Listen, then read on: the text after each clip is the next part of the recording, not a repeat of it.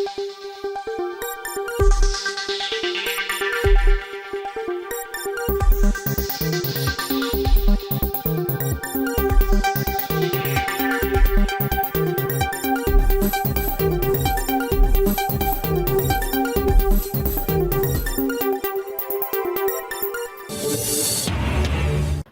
থেকে বাঁচতে ঘরে ধোঁয়া দেওয়ার সময় আগুন। শেখ হাসিনার পতনের পর দলে দলে ভারতে পালানোর তথ্য ভুয়া। জানাবো গ্রেনেড হামলার সব আসামিকে খালাস দেওয়ার তীব্র প্রতিক্রিয়া জানালেন নাসিম। হবিগঞ্জ আধিপত্য বিস্তার নিয়ে দুই গ্রুপের গোলাগুলি, আহত 40। এবং সর্বশেষ জানাবো আদানির চুক্তি বাতিলের পথ খুঁজছে বাংলাদেশ। শুনছিলেন সংবাদ শিরোনাম, এবারে বিস্তারিত। মশা থেকে বাঁচতে ঘরে ধোঁয়া দেওয়ার সময় আগুন। গাজীপুরের টঙ্গীতে মশা থেকে রক্ষার জন্য ঘরে ধোঁয়া দেওয়ার সময় আগুন লাগার ঘটনা ঘটেছে।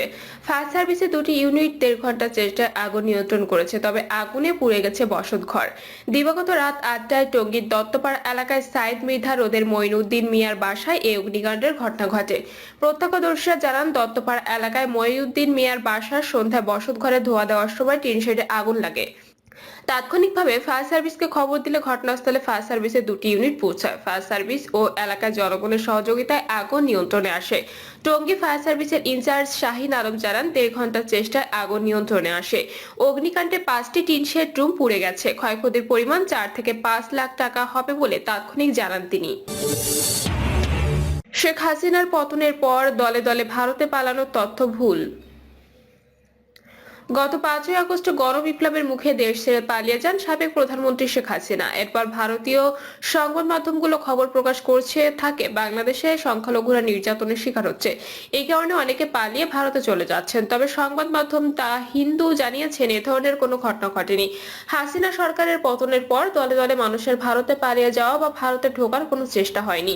দা হিন্দু বাংলাদেশ ভারত সীমান্তে অবৈধ অনুপ্রবেশ চেষ্টায় একটি তথ্য প্রকাশ করেছে। এতে দেখা গেছে, গত 5ই আগস্টের পর থেকে 27শে নভেম্বর পর্যন্ত ভারতীয় সীমান্ত রক্ষী বাহিনী BSF 1393 বাংলাদেশিকে আটক করেছিল। অপরদিকে শেখ হাসিনার পতনের আগে চলতি বছরের 1 জানুয়ারি থেকে 4 আগস্ট পর্যন্ত 1144 জনকে অনুপ্রবেশের সময় আটক করেছিল BSF, যার অর্থ সরকারের পতনের পর হাজার হাজার মানুষের সীমান্ত পাড়ি দেওয়ার কোনো চেষ্টার ঘটনা ঘটেনি। সব মিলিয়ে এবছর অনুপ্রবেশের চেষ্টার সময় BSF 3907 জনকে সীমান্ত থেকে আটক করেছে, যার মধ্যে ভারতীয় ও বাংলাদেশি উভয়ই আছে। এর আগের বছর অর্থাৎ 2023 সালে 3137 জন বাংলাদেশি সহ মোট 5095 জনকে আটক করা হয়েছিল। অপরদিকে চলতি বছরের 1 জানুয়ারি থেকে 4 আগস্ট পর্যন্ত 873 জন ভারতীয় বাংলাদেশে অনুপ্রবেশের চেষ্টা করেছে। সরকার পতনের পর 5ই আগস্ট থেকে 27শে নভেম্বর পর্যন্ত 388 ভারতীয় বাংলাদেশে কোনো কাগজপত্র ছাড়া ঢোকার চেষ্টা করেছে। গ্রেনেড হামলার সব আসামিকে খালাস দেওয়ার তীব্র প্রতিক্রিয়া জানালেন নাসিম। 21শে আগস্টের গ্রেনেড হামলা মামলায় সব আসামিকে খালাস দেওয়ার প্রতিবাদে আওয়ামী লীগ যুগ্ম সাধারণ সম্পাদক আফামা বাহাউদ্দিন নাসিম এক বিবৃতি দিয়েছেন। একজন ভুক্তভোগী হিসেবে তিনি এই বিবৃতি দেন। বাহাউদ্দিন নাসিম বলেন, গণতান্ত্রিক সভ্যতার ইতিহাসে 21শে আগস্ট একটি কালো দিন। 2004 সালে এই দিনে রাজধানীর বঙ্গবন্ধু এভিনিউতে বাংলাদেশ আওয়ামী লীগ কর্তৃক আয়োজিত সন্ত্রাস বিরোধী শান্তি সমাবেশ নারকীয় গ্রেনেড হামলা চালানো হয়, যা মানব সভ্যতার ইতিহাসে একটি জঘন্যতম ঘটনা। আর আদালতকে রাজনৈতিকভাবে ব্যবহার করে সেই নৃশংসতম ঘটনায় দায়ী ব্যক্তিদের খালাস প্রদান করে নিকৃষ্টতম নজির স্থাপন করা হয়েছে। তিনি বলেন, 2004 সালে এই দিনে বাংলাদেশ আওয়ামী লীগকে নিশ্চিহ্ন করার লক্ষ্যে এই নারকীয় হামলা চালানো হয়েছিল। বর্বরোচিত সেই হামলায় আওয়ামী লীগের সভাপতি বঙ্গবন্ধু কন্যা শেখ হাসিনা মারাত্মকভাবে আহত হয়েছিলেন। একটি কানের শ্রবণ শক্তি চিরতরে হারিয়েছিলেন। আওয়ামী লীগের নেতাকর্মীরা মানব বর্ম তৈরি করে জননেত্রী শেখ হাসিনার প্রাণ রক্ষা করেছিলেন, কিন্তু নারকীয় এই হামলায় ঝরে পড়েছিল নারী নেত্রী আইভি রহমান ও স্বেচ্ছাসেবক লীগের নেতা কুদ্দুস পাটোয়ারি সহ 24টি প্রাণ এবং আহত হয়েছিল সহস্রাধিক নেতাকর্মী। তিনি আরো বলেন, যারা এখনো গ্রেনেডের স্প্লিন্টার শরীরে বহন করে প্রতিনিয়ত মৃত্যু যন্ত্রণা ভোগ করছে, সেদিনের ঘটনা আমিও নির্মম ও নিষ্ঠুর আঘাতে মারাত্মকভাবে আহত হই। স্প্লিন্টারে দুঃসহ যন্ত্রণা বয়ে বেড়াচ্ছি। সেই নারকীয় ঘটনায় নিহত পরিবারের সদস্য ও আহতদের জন্য আজ আরেকটি দুঃস্বপ্নের দিন। নিরুপায় হওয়া বা ক্ষতিগ্রস্ত মানুষের ন্যায় বিচার পাওয়ার সর্বশেষ জায়গা হলো আদালত, কিন্তু সেই আদালতকে আজ ব্যবহার করে আমাদের বিচার প্রাপ্তির পথকে রুদ্ধ করা হয়েছে। আজ রাষ্ট্রীয় ক্ষমতা ব্যবহার করে আদালতের অন্তর্দৃষ্টি কেড়ে নেওয়া হয়েছে। বিবৃতিতে বাহাউদ্দিন নাজিম বলেন, দেশের সর্বোচ্চ আদালত কর্তৃক এই সমস্ত চিহ্নিত আত্মস্বীকারোক্তি প্রদানকারী খুনিদের খালাস দেওয়া হলো, যেটা সম্পূর্ণভাবে আইনের শাসনের ও ন্যায় বিচার প্রতিষ্ঠার অন্তরায় হয়ে দাঁড়াবে। তবে এটা এখানেই শেষ নয়। আমরা মনে করি দেশের গণতন্ত্রকামী জনগণ যখনই সুযোগ পাবে তখনই পুনরায় উচ্চ আদালতে যাবে।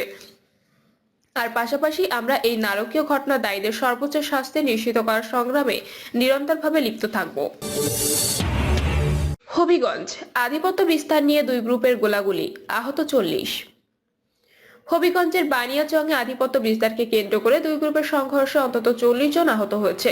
সন্ধ্যা 7টার দিকে উপজেলার নয়া পাথারিয়া এলাকায় ঘটনা ঘটে। বানিয়াচং থানার ভারপ্রাপ্ত কর্মকর্তা কবির হোসেন বিষয়টি নিশ্চিত করে জানান, ওই গ্রামের বাসিন্দা বৈষম্য বিরোধী আন্দোলনের হত্যা মামলায় আসামি কারাবন্দী ইউপি চেয়ারম্যান ও আওয়ামী লীগ নেতা আহাদ মিয়ার লোকজনের সঙ্গে একই গ্রামের হাসান আলীর ছেলে সুরুজ আলীর আধিপত্য বিস্তার নিয়ে বিরোধ চলছে।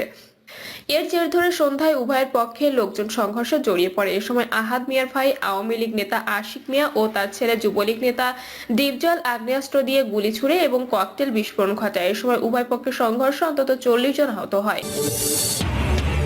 আদানি চুক্তি বাতিলের পথ খুঁজছে বাংলাদেশ। বিশ্বজুড়ে আবারও আলোচনায় ভারতের আদানি গ্রুপ। ঘুষ কেলেঙ্কারি নিয়ে সম্প্রতি যুক্তরাষ্ট্রের অভিযোগের পর বিভিন্ন দেশ বিদ্যুৎ কেন্দ্র বন্দর সহ নানা বিষয়ে ভারতের গ্রুপটির সঙ্গে করা চুক্তি খতিয়ে দেখার সিদ্ধান্ত নিয়েছে। আদানির সঙ্গে চুক্তি নিয়ে বিপাকে আছে বাংলাদেশ ও দেশের স্বার্থ বিরোধী বিভিন্ন শর্তের কারণে চুক্তিটি বাংলাদেশের জন্য বোঝা হয়ে দাঁড়িয়েছে। অন্তর্বর্তী সরকার এই চুক্তি থেকে বেরিয়ে আসার পথ খুঁজছে। বিশ্লেষকরা বলছেন আদানির চুক্তিতে কোনো আদানির চুক্তিতে কোনো অনিয়ম অবৈধ আর্থিক লেনদেন হয়েছে কিনা খুঁজে দেখা উচিত। এমন কোনো অনিয়ম পেলেই বাংলাদেশ আদানির সঙ্গে চুক্তি নিয়ে দর কষাকষি করতে পারবে। প্রয়োজনে চুক্তি বাতিলের সুযোগ আসতে পারে, যেমন কর ছাড় সহ পাওয়া বেশ কিছু সুবিধার বিষয়ে বাংলাদেশকে জানায়নি আদানি। এটিকে চুক্তি লঙ্ঘন বলে মনে করছেন বিশ্লেষকরা। সম্প্রতি যুক্তরাষ্ট্রে ঘুষ দেওয়া ও প্রতারণার দায়ে আদানি গ্রুপের চেয়ারপারসন গৌতম আদানির বিরুদ্ধে সমন জারি করেছে মার্কিন আদালত। অভিযোগ হলো সৌরশক্তি প্রকল্পের কাজ পেতে তারা ভারতীয় সরকারি কর্মকর্তাদের ঘুষ দিয়েছে।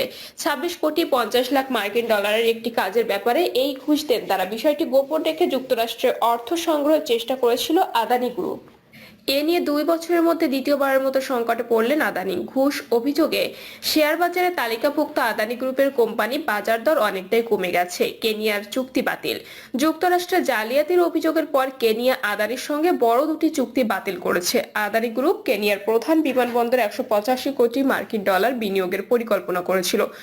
চুক্তি ছিল তারা সেটি 30 বছরের জন্য পরিচালনা করবে। এছাড়া বিদ্যুৎ লাইন নির্মাণে জ্বালানি মন্ত্রণালয়ের সঙ্গে 74 কোটি মার্কিন ডলারের একটি চুক্তি ছিল। ঘুষে জালিয়াতি অভিযোগের পর শ্রীলঙ্কা ও আদানি গ্রুপের সঙ্গে বিদ্যুৎ চুক্তি খতিয়ে দেখার সিদ্ধান্ত নিয়েছে। দেশটির নতুন সরকার আগের সরকারের সময় চূড়ান্ত করা আদানি গ্রিন এনার্জির মান্নার এবং পুনরিয়নের বায়ুবিদ্যুৎ প্রকল্প পুনর্বিবেচনা করছে। চুক্তিগুলোর আর্থিক ও পরিবেশগত প্রভাব খতিয়ে দেখার প্রক্রিয়া চলছে বলে সিলন বিদ্যুৎ বোর্ডের মুখপাত্র প্রকৌশলী ধনুষ্ক পরাক্রম সিংহ গণমাধ্যমকে জানিয়েছেন। তিনি বলেন, এ ধরনের বড় প্রকল্প স্বচ্ছতা ও জবাবদিহি নিশ্চিত করা অত্যন্ত গুরুত্বপূর্ণ। বিশেষ করে আদানি গ্রুপ সম্পর্কিত আন্তর্জাতিক উদ্যোগের আলোকে এটি জরুরি হয়ে পড়েছে। অন্যদিকে কলম্বোয় আদানি গোষ্ঠীর মালিকানাধীন একটি বন্দরকে ঋণ দেওয়ার সিদ্ধান্ত থেকে সরে আসতে পারে আমেরিকার সরকারি সংস্থা